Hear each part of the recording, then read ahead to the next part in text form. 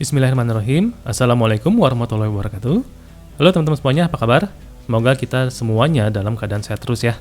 Di video kali ini, saya akan memberikan informasi kepada teman-teman bagi yang pernah mengalami kejahatan cyber atau yang pernah mengalami kasus-kasus pembulian, termasuk juga dalam kasus-kasus penipuan atau peretasan akun-akun media sosial dan lain-lainnya.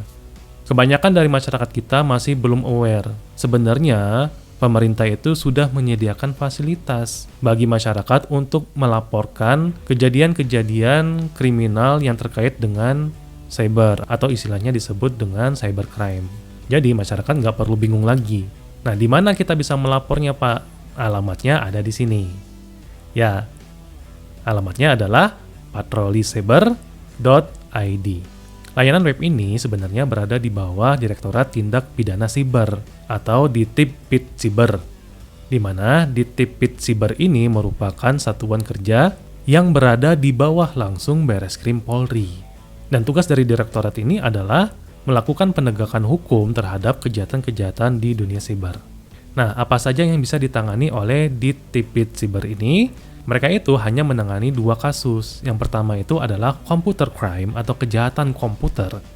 Dan yang kedua adalah computer related crime atau kejahatan yang berhubungan dengan komputer. Contoh misalkan kasus-kasus computer crime, contoh misalkan untuk kasus-kasus computer crime seperti peretasan atau hacking atau cracking, terus intersepsi ilegal atau illegal interception, terus mengubah tampilan website atau web defacement, mengganggu sistem atau sistem interference, dan juga manipulasi data atau data manipulasi. Nah, itu adalah contoh-contoh kasus yang berhubungan dengan computer crime.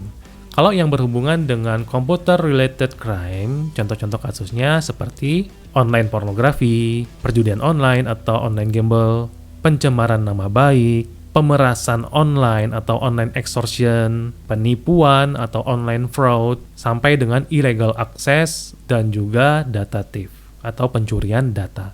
Nah, kalau teman-teman merasa pernah mengalami kasus-kasus seperti yang sudah saya jelaskan sebelumnya, maka teman-teman langsung saja lapor melalui websitenya patrolicyber.id. Nah, caranya bagaimana? Kita tinggal masuk ke halaman patrolicyber.id-nya saja. Kita ketikkan patrolicyber.id. Nah, ini adalah tampilannya.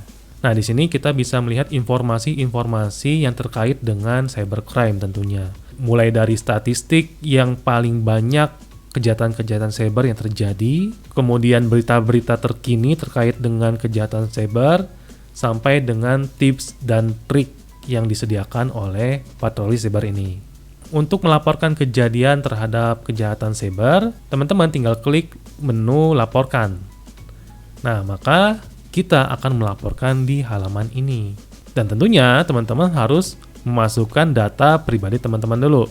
Supaya apa? Supaya tidak ada orang yang iseng memberikan keterangan palsu atau kasus-kasus palsu dan seterusnya. Nah, pengaduan ini dibagi menjadi 2 jenis. Yang pertama itu untuk anak-anak dan yang kedua untuk umum. Untuk anak-anak, teman-teman tinggal klik menu untuk anak-anak ini, kemudian kita tinggal masukkan nama si anaknya siapa. Nah, untuk selanjutnya teman-teman tinggal ikuti step by step-nya atau prosedurnya. Tapi kalau untuk umum, teman-teman harus memasukkan data pribadi dulu. Kalau sudah diisi dengan lengkap, teman-teman tinggal tekan tombol simpan. Kemudian barulah kita melaporkan atau membuat pengaduan di sana. Nah, apa saja yang harus kita lengkapi? Yang pertama itu ya kita harus menceritakan informasinya dengan lengkap. Kejadiannya bagaimana, kronologisnya bagaimana, dan juga harus menyertakan buktinya.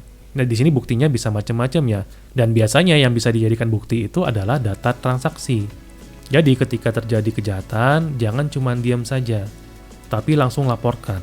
Karena kalau kita nggak ngelapor, ya polisi mungkin tidak tahu kejadian-kejadian yang lagi tren saat ini itu seperti apa.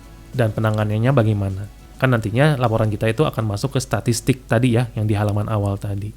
Nah, sekarang teman-teman udah nggak bingung kan? Kalau misalkan amit-amit lah, misalkan ya, terjadi kejahatan cyber ke kita, ya kita tinggal lapor ke sini. Sekian informasi yang bisa saya sampaikan kepada teman-teman semuanya. Mudah-mudahan bermanfaat apa yang sudah saya sampaikan. Sampai jumpa lagi di video saya berikutnya. Tetap sehat, keep secure. Assalamualaikum warahmatullahi wabarakatuh.